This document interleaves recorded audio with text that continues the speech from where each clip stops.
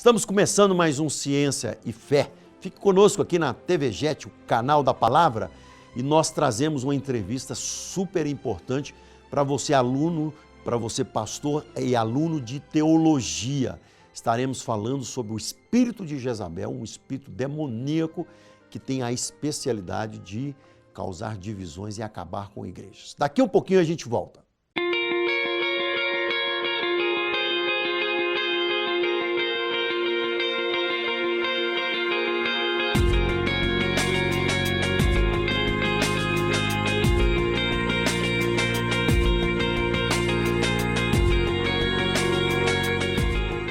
Nós estamos aqui com o pastor Ricardo Alessandro. Hoje o Ciência e Fé vai entrevistar um bacharel em teologia. Ele é bacharel em teologia, escritor, palestrante e empresário. E ele se considera a principal função dele, amigo do Espírito Santo. Mas assim também eu sou amigo do Espírito Santo. Esse é o principal, né, pastor? É, com certeza, né, pastor? Sem ele o negócio fica complicado. Não daria para falar de Jezabel sem ele, não, viu? Ainda mais você enfrentando as Jezabéis aí, com todo o certeza. Brasil aí fazendo. E tem que ter uma unção para falar sobre esse assunto, né? Primeiro nós temos que ter uma direção e temos que ter uma proteção mesmo do Espírito Santo. A gente né? não vai falar nada de nós mesmos. Na realidade, se eu pudesse escolher, eu não falaria não, pastor. Porque é muita guerra espiritual, né? Muita Sobre guerra você, sobre sua espiritual. família. A gente vira alvo, você fica exposto, você começa a ser perseguido mesmo, porque é um espírito imundo, terrível, e que realmente tem aí destruído e alcançado milhares e milhares de pessoas, né? Eu fui fruto desse espírito lá no Rio de Janeiro, na igreja que eu abri lá, mas a gente detectou ele antes e amarrou. Mas assim, em muitas igrejas esse espírito tem sucesso, né? Tem, infelizmente, né? Mas ele é possível derrotá-lo. Ele não é invencível. Jesus é maior, Amém. né? É possível derrotá-lo. Muitos têm medo, muitos não gostam de conversar, nem lidar, muitos não gostam de confrontar, mas é possível derrotá-lo sim, em nome de Jesus. Então, você escreveu esse livro, Desmascarando o Espírito de Jezabel. Ficou boa essa capa, hein? O objetivo é impactar, né? Você vai perceber... Na verdade, é uma máscara, embaixo tem um demônio. Você vai perceber que é algo bem sorrateiro, bem astuto. Essa máscara aparenta, então, uma beleza, né? Uma atração, mas o conteúdo Forte, é algo diabólico. E como você começou a interessar por esse assunto? Na realidade, pastor, eu não comecei a interessar. O Espírito Santo, eu estava em casa e o Espírito Santo, em um dado momento, ele me deu uma visão. E nessa visão, ele me pediu para que fosse até a igreja um pastor amigo meu. Nessa visão, então, ele falou para mim, vai até a igreja desse pastor.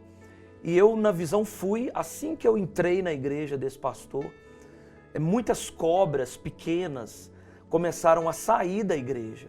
Mas muitas mesmo. Pastor, pensa em centenas de milhares de filhotes de cobra. Teve isso de visão ou teve cobra mesmo? Uma visão. Mas a visão foi tão real que eu fiquei assustado. Quando eu entrei na igreja, que essas cobras saíram, eu percebi que as paredes da igreja a igreja tinha sido diminuída para metade do tamanho dela normal.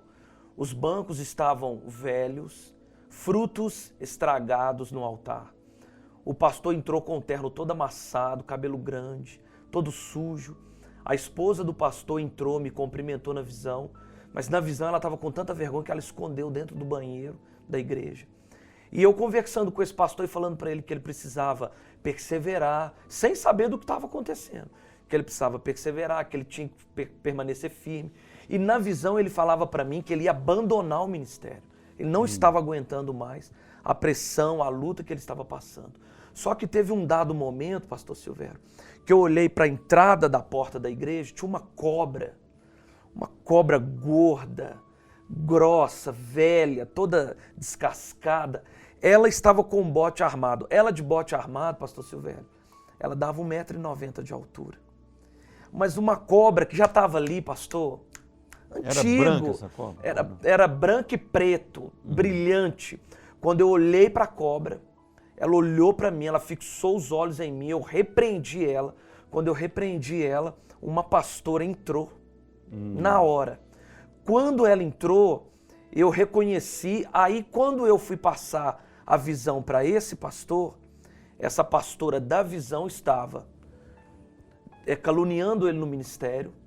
Ela falava, ela visitava as pessoas e ela dizia que visitava as pessoas porque as pessoas da igreja não tinham pastor, porque ele estava ocupado demais com outras coisas. Ela tentou tomar o ministério dele, ela espalhou cartas no ministério dizendo que ele estava roubando no ministério, desviando dinheiro, além do que ele precisava para o seu pagamento mensal. Essa pastora, ela difamou ele e o ápice da astúcia maligna, ela armou um adultério para ele. Ela chamou, ela contratou mesmo uma mulher e ela deu todas as dicas dos horários que esse pastor estava na secretaria durante toda a semana. Essa mulher ligou para o pastor, falou que estava apaixonada por ele, chamou ele para sair, convidou ele, falando que não aguentava mais ficar longe dele, que já estava sonhando com ele há alguns meses. Então ele sempre bem resolvido, ele repreendeu essa irmã, pediu para que ela tomasse posição, falou que a vida dele nessa área estava muito bem resolvida. Houve uma discussão durante 20 minutos ali. Quando esse pastor desligou o telefone, automaticamente o telefone tocou de novo, era essa pastora.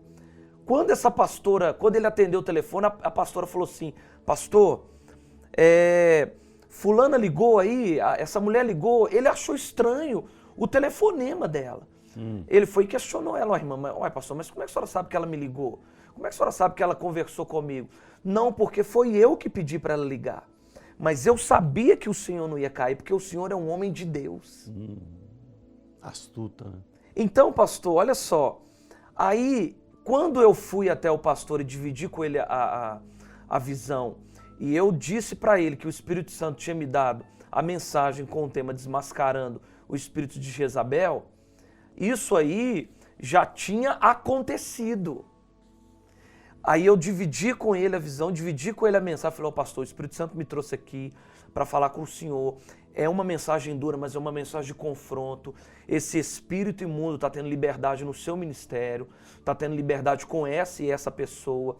Ele, a princípio, pastor, ficou muito resistente com a mensagem, porque a mensagem é uma mensagem dura, é uma mensagem de confronto. É uma mensagem para desmascarar, literalmente. Você foi lá no púlpito e pregou no púlpito essa mensagem? Fui. Não, isso aí eu passei para ele demorou uns 15 dias, porque não queria de jeito nenhum.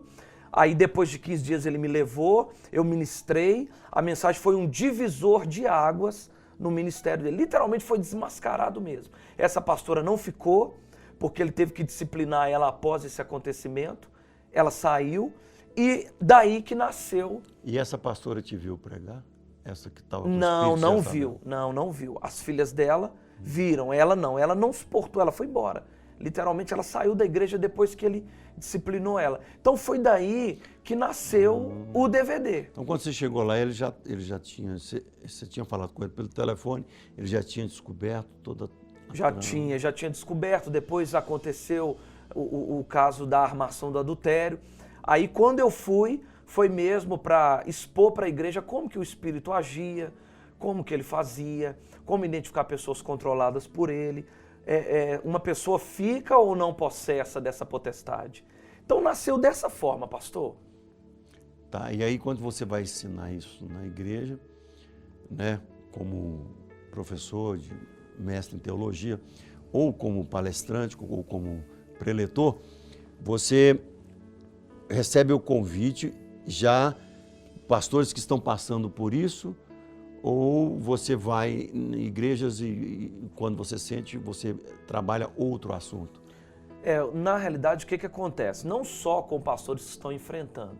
Quando eu recebo um convite para pregar, eu apresento para o pastor essa mensagem. Falo: pastor, eu tenho essa mensagem, trata disso, disso, disso. O senhor vai conseguir identificar, o senhor vai conseguir trabalhar, o senhor vai conseguir entender se a sua igreja está ou não sendo influenciada.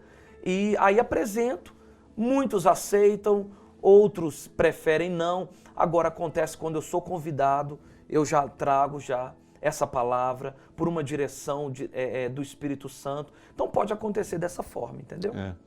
E quando você acha que toda a igreja tem uma Jezabel querendo atuar ali, ou já está atuante, você acha que o diabo ataca dessa forma toda e qualquer igreja evangélica? Eu acredito que a visão dessa potestade é uma visão em cima de igrejas ativas, em cima de igrejas que estão fazendo a diferença na comunidade que estão inseridas.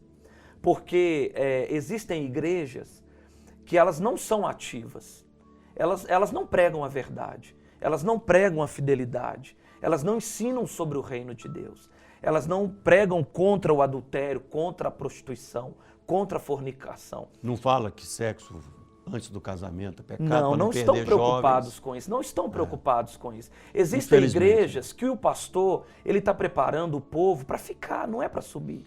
É uma palavra assim de autoestima, né? De autoestima. Uma não palavra é de confrontação com a cruz da uma palavra cura, de comportamento, né, pastor? Aí a igreja que está inserida na comunidade, que causa diferença, que vidas são libertas, que vidas são curadas. Prega a graça, prega a cruz, prega o cristianismo. Prega a verdade, prega a palavra, o poder do evangelho. Sim, essas igrejas, elas são alvo dessa potestade. Todas elas. E você detectou isso lá em 1 Reis 19 para frente, né? Isso. Começando a história de Elias ali. Elias é impressionante, né? Como que a gente vai falar um pouco disso daqui a pouco, a gente está terminando o primeiro bloco. Aí nós vamos falar um pouco sobre como o pastor detectar isso e ver um pouco na vida de Elias o efeito que a Jezabel tem.